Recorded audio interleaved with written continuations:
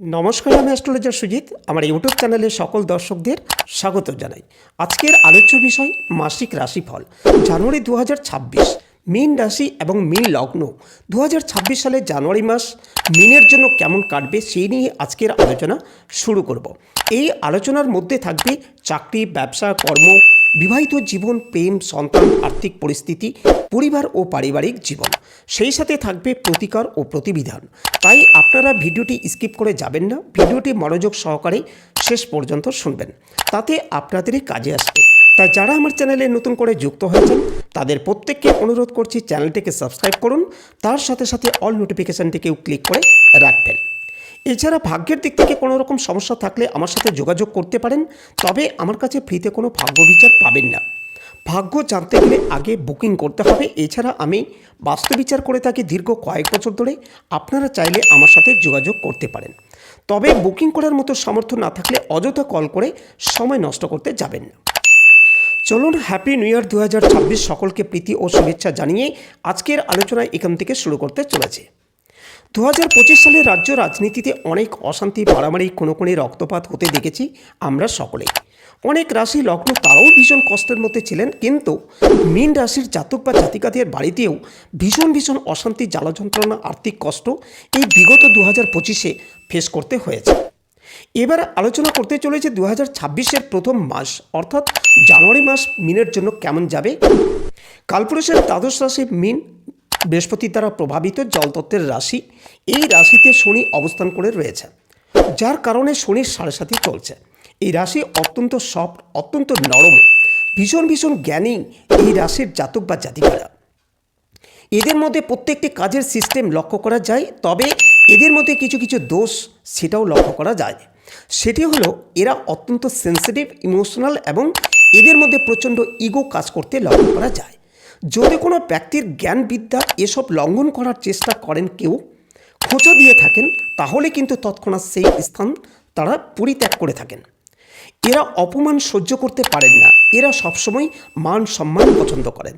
মীন রাশি বা মীন লগ্নের বাড়ির মধ্যে বা বাড়ির বাইরে এবং প্রত্যেকটি জায়গায় ইগোর প্রবলেম কিন্তু মারাত্মকভাবে লক্ষ্য করা যায়। ছোট্ট বিষয়ে তারা দুঃখ পেয়ে থাকেন, আর চরমভাবে মানুষকে সাহায্য করবার ক্ষমতা এদের মধ্যে দেখতে পাওয়া যায়। মীন রাশি মীন লগ্নের জাতক বা জাতিকারা পড়াশোনাতে ভীষণ ভালো হয়ে থাকেন। বৃহস্পতি প্রভাবিত হওয়ার কারণে স্মৃতিশক্তি ভালো হয়, তবে বৃহস্পতির উপর যদি রাহুর দৃষ্টি থাকে সেই ক্ষেত্রে বুদ্ধির বিভ্রাট করতে লক্ষ্য করা যায়। মীন রাশির বর্তমানে দ্বাদশে রাহু রয়েছে, তাই শরীর স্বাস্থ্যের দিক থেকে ভোগান্তি দেখতে পাওয়া যায়।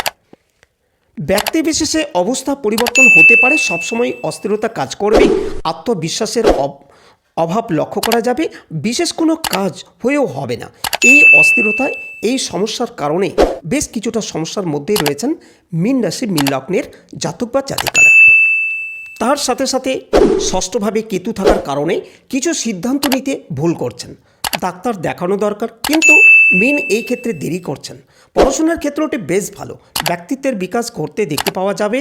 ভুগতে পারেন পেটের সমস্যায়, খাদ্য বিষক্রিয়ার কারণে কষ্টপ্রাপ্ত হতে পারেন। অ্যাজমা, অ্যালার্জির কারণেও কষ্ট পেতে পারেন। রয়েছে ঠান্ডা লাগার সম্ভাবনা, কিছু গোপন রোগ প্রকাশিত হতে পারে। ষষ্ঠভাবে কেতু থাকার কারণে শারীরিক সমস্যাকে বেশ ভালো রকম বাড়িয়ে তুলতে পারে। পার্সোনালিটি ডেভেলপমেন্ট তো হবেই, এ বিষয়ে কেউ আটকাতে পারবে না। চতুর্থভাবে বৃহস্পতি বক্রী হয়ে রয়েছেন, ফলে স্টেবিলিটি বাড়বে।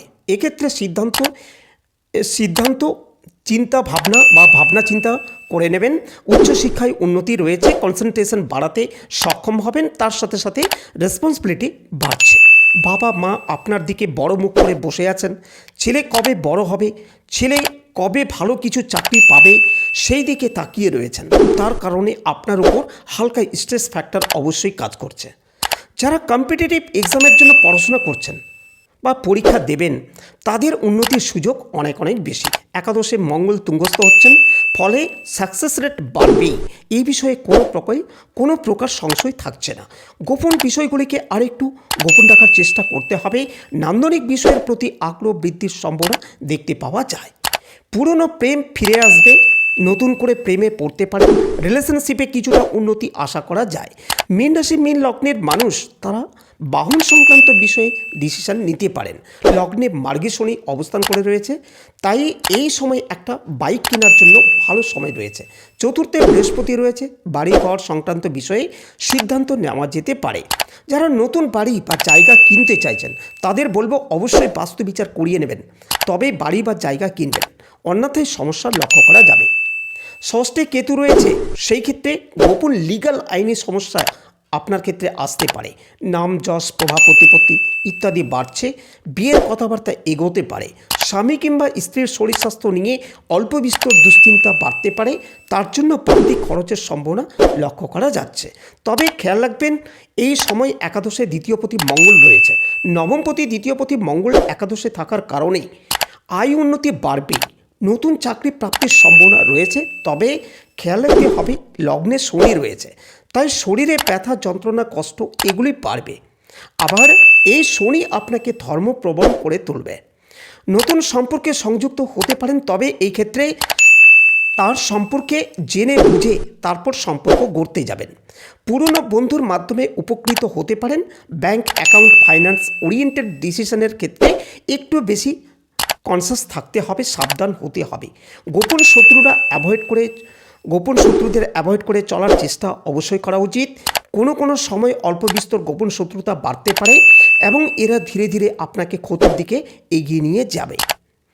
এবার চলে আসবো নাক্ষত্রিক আলোচনা প্রসঙ্গে। সবার প্রথম নক্ষত্র উত্তর ভাদ্রপদ। অর্থনৈতিক সাফল্য বাড়তে চলেছে, কঠিন সিদ্ধান্ত নিতে সক্ষম হবেন। প্রেমের ক্ষেত্রে অস্বস্তি অশান্তি লক্ষ্য করা যাচ্ছে, কিছু স্ট্রিক্ট ডিসিশনের কারণে মানসিক দিক থেকে চাপ আসতে পারে। নান্দনিক বিষয়ের প্রতি আগ্রহ আকর্ষণ ইত্যাদি বাড়তে চলেছে। হঠকারিতা অবশ্যই অ্যাভয়েড করা উচিত। গোপন শত্রুতা আইডেন্টিফাই করুন এবং সেখান থেকে দূরে সরে থাকার চেষ্টা অবশ্যই করুন। আইনি জটিলতা থেকে নিজেকে দূরে সরিয়ে রাখতে হবে, বড় কাজে হাত দিতে পারেন। পার্টনারশিপ বিজনেস আপনার জন্য পজিটিভ, স্টক মার্কেটে লাভবান হতে চলেছেন। পিতা কিংবা পিতৃতুল্য কোনো ব্যক্তি স্বাস্থ্য নিয়ে অল্প বিস্তর দুশ্চিন্তা সৃষ্টি হতে পারে, সাবধান কিছুটা অবশ্যই হতে হবে। আত্মবিশ্বাস বাড়িয়ে তুলতে হবে, ভাবনা চিন্তার গভীরতা বাড়তে চলেছে। পুরনো কোনো কাজ বা আটকে থাকা কোনো কাজ উদ্ধার হতে পারে। এর পরবর্তী নক্ষত্র রেবতী। কোনো বিশেষ ঘটনা ঘটতে পারে যা জীবনের মোড় কিছুটা ঘুরিয়ে দিতে পারে। সাকসেস রেট বাড়বে, নতুন মানুষ জীবনে আসতে পারেন। প্রেমের ক্ষেত্রে প্রবল উন্নতি, হঠকারিতা অ্যাভয়েড করুন। সিদ্ধারার যন্ত্রণায় কষ্ট পেতে পারেন। চোখে মুখে কোনো রকম সমস্যা, স্কিনের প্রবলেম এটা আসতে পারে। ভাবনা চিন্তার গভীরতা বাড়তে চলেছে। ফাটকা টাকা পয়সা উপার্জন হতে পারে। হাঁটুর নিচের অংশে আঘাত লাগতে পারে। পরবর্তী শেষ নক্ষত্র পূর্ব ভাদ্রপদ। শিক্ষার ক্ষেত্রে প্রবল উন্নতি, সঠিক সিদ্ধান্ত গ্রহণের ক্ষমতা লক্ষ্য করা যাবে। পায়ের নিচের অংশে বা পাতায় চোট আঘাত লাগতে পারে। দূরযাত্রার সংযোগ, ফ্লাইট বা প্লেনে কিছু জটিলতা গণ্ডগোল পাকিয়ে ফেলতে পারেন। রান্নাঘরে লুকিয়ে রয়েছে সুপ্ত বিপদ, গ্যাস আগুন, এগুলো থেকে প্রচণ্ড সাবধান সচেতন হতে হবে। প্রেমিক কিংবা প্রেমিকার স্বাস্থ্য নিয়ে দুশ্চিন্তা লক্ষ্য করা যাচ্ছে। ধীরে ধীরে নিজের লক্ষ্যের দিকে এগিয়ে যেতে হবে। নান্দনিক বিষয়ের প্রতি আগ্রহ বাড়তে দেখা যাবে। কোনো একটা বিশেষ ক্রিয়ার সাফল্য আসতে পারে। বেড়াতে যাওয়ার সম্ভাবনা লক্ষ্য করা যাচ্ছে। নান্দনিক ক্ষেত্রে আগ্রহ এবং সাফল্য এই দুটোই বাড়তে চলেছে। এই সময় কম্পিটিশন অ্যাভয়েড করতে হবে। সুতরাং জানুয়ারি 2026 মীন রাশি এবং তার 3 নক্ষত্র কেমন যাবে তার একটা সাধারণ পূর্বাভাস আপনাদেরকে জানালাম। এবার চলে আসবো প্রতিকারের কথায়। মীন রাশি এবং মীন লগ্নের জন্য জানুয়ারি মাসটা বেশ ভালো। পরিকল্পনা করুন। আপনারা শনিদেবের প্রতিকারের জন্য বাড়ির পশ্চিম দিকে একটি প্রদীপের কালো সলতে দিয়ে তিলের প্রদীপ জ্বালান। যদি তেল না থাকে সেই ক্ষেত্রে ঘিয়ের প্রদীপ অবশ্যই জ্বালাবেন, কিন্তু সলতে যেন অবশ্যই কালো হয়। এছাড়া কালো কম্বল অবশ্যই দান করতে পারেন। আর্থিক ক্ষেত্রে যারা বেশ চাপের মধ্যে রয়েছেন তারা অবশ্যই অন্ন দান করবেন, অর্থাৎ চাল দান করবেন। এবং তার সঙ্গে সঙ্গে সূর্য প্রণাম এটা প্রতিনিয়ত করতে পারেন। শরীর স্বাস্থ্যের সমস্যার জন্য সিট্রিন ব্রেসলেট ধারণ করুন, তার সঙ্গে এমেথিস্ট ক্রিস্টাল এটাও ধারণ করতে হবে। এরই সাথে সাথে 5 ও 6 মুখী রুদ্রাক্ষ অবশ্যই ধারণ করবেন। তাহলে আজকের আলোচনাটি এই পর্যন্ত। ভালো থাকবেন প্রত্যেকে। ভিডিওটি শেষ পর্যন্ত শোনার জন্য প্রত্যেককে অসংখ্য ধন্যবাদ।